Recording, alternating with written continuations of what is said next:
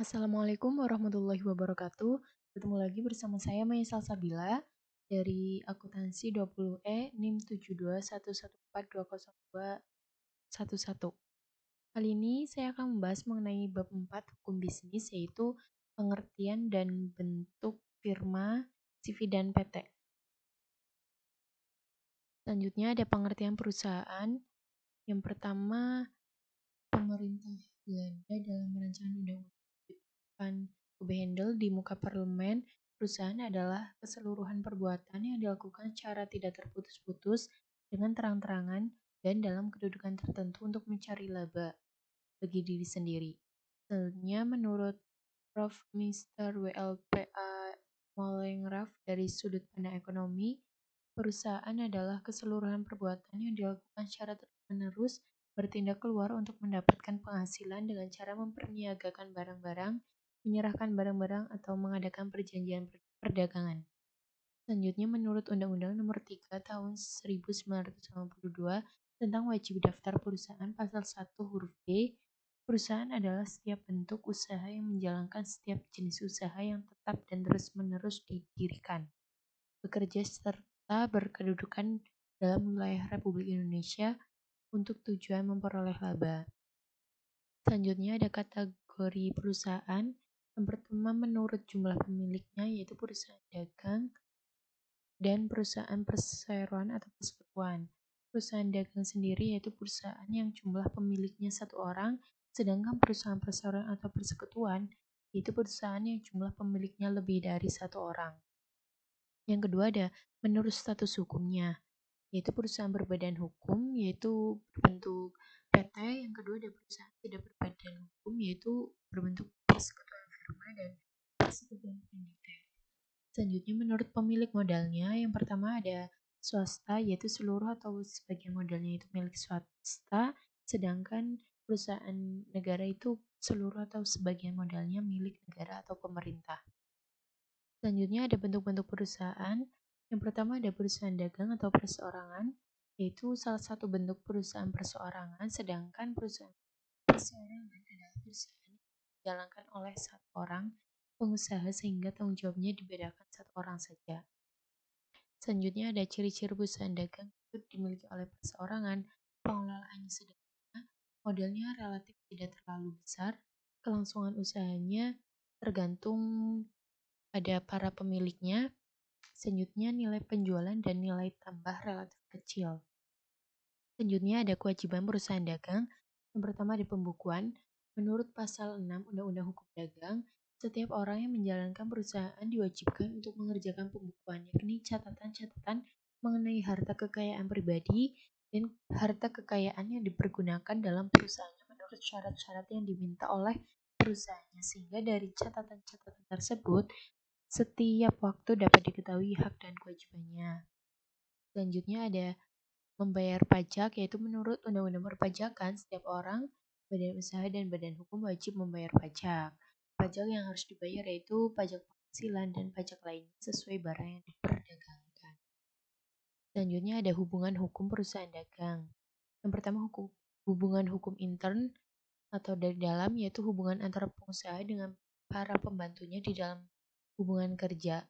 Pengusaha berfungsi sebagai majikan dan pembantu sebagai pekerja atau buruh. Di samping itu terdapat pula pembantu di luar perusahaan seperti agen sales, maklar, konsultan, dan akuntan. Hubungan antara keduanya di luar perusahaan bersifat pemberi kuasa. Selanjutnya ada hubungan hukum ekstern atau di luar, yaitu terhadap perikatan-perikatan yang timbul dari perbuatan hukum. Sang pengusaha wajib untuk melaksanakannya meskipun itu dilakukan oleh pembantunya. Terhadap perikatan-perikatan yang timbul dari perbuatan melawan hukum, baik yang dilakukan sendiri oleh pengusaha maupun oleh pembantunya, menjadi tanggung jawab pengusaha. Selanjutnya ada keunggulan perusahaan dagang, yaitu pemilik bebas mengambil keputusan, seluruh keuntungan menjadi hak pemilik perusahaan, rahasia terjamin, pemilik lebih giat berusaha, dan juga mudah mengubah jenis usahanya. Sementara itu, kelemahan perusahaan dagang yakni tanggung jawab pemilik tidak terbatas, sumber keuangan perusahaan terbatas, kelangsungan hidup perusahaan kurang terjamin, dan seluruh aktivitas manajemen dilakukan sendiri. Selanjutnya ada persekutuan perdata, Itu menurut pasal 1619 KUH Perdata, persekutuan perdata adalah suatu perjanjian dengan manusia, dua orang atau lebih mengikatkan diri untuk memasukkan sesuatu dalam persekutuan. Adapun unsur-unsur persekutuan perdata, pertama ada perjanjian, yaitu adanya kesepakatan di antara orang-orang yang mempunyai kesamaan kepentingan untuk menjalankan perusahaan. Yang kedua ada pemasukan, yaitu masing-masing sekutu wajib memasukkan sesuatu ke dalam gabungan kekayaan tersebut. Yang ketiga ada bertujuan untuk memperoleh keuntungan atau laba, dan yang terakhir ada keuntungan yang diperoleh dibagi bersama. Selanjutnya ada cara pendirian persekutuan perdata, yaitu dapat dilakukan dengan perjanjian. Nah, perjanjian tersebut dapat berupa perjanjian tertulis, dapat pula terdapat perjanjian lisan, karena pasal 1618 KUH Perdata itu tidak mengharuskan adanya perjanjian. Selanjutnya ada pengurusan atau pemeliharaan perusahaan perdata. Yang pertama ada pengangkatan sekutu statuer, ialah pada saat persekutuan perdata tersebut didirikan melalui perjanjian, sekaligus diangkat pengurus yang diberi tugas untuk menjalankan perusahaan tersebut. Sekutu ini hanya dapat diberhentikan ketika ada alasan yang dapat dibenarkan oleh hukum. Yang ketiga ada sekutu mendeter, yaitu pengangkatan dipilih pengurus untuk menjalankan roda perusahaan. Seorang sekutu mendeter kedudukannya sama dengan seorang pemegang kuasa, yaitu kekuasaannya dapat dicabut sewaktu-waktu. Selanjutnya ada tanggung jawab ekstern perusahaan perdata. Yang pertama, apabila seorang sekutu mengadakan hubungan dengan pihak ketiga, maka sekutu yang bersangkutan saja yang bertanggung jawab atas perbuatan yang dilakukan oleh sekutu. Yang kedua ada perbuatan sekutu tersebut mengikat sekutu lainnya.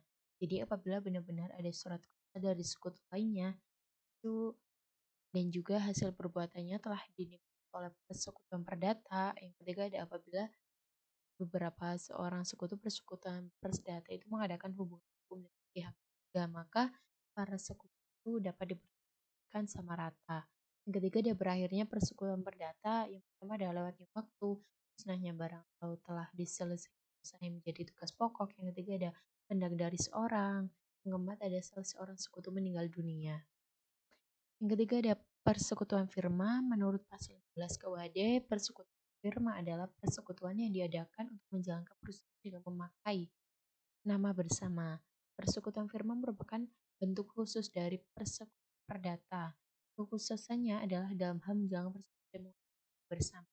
Secara umum, persekutuan firma adalah persekutuan antara dua orang atau lebih dengan nama bersama untuk menjalankan sebuah usaha. Masing-masing anggota menyerahkan kekayaannya pribadi sesuai tercantum dalam akta pendirian perusahaan.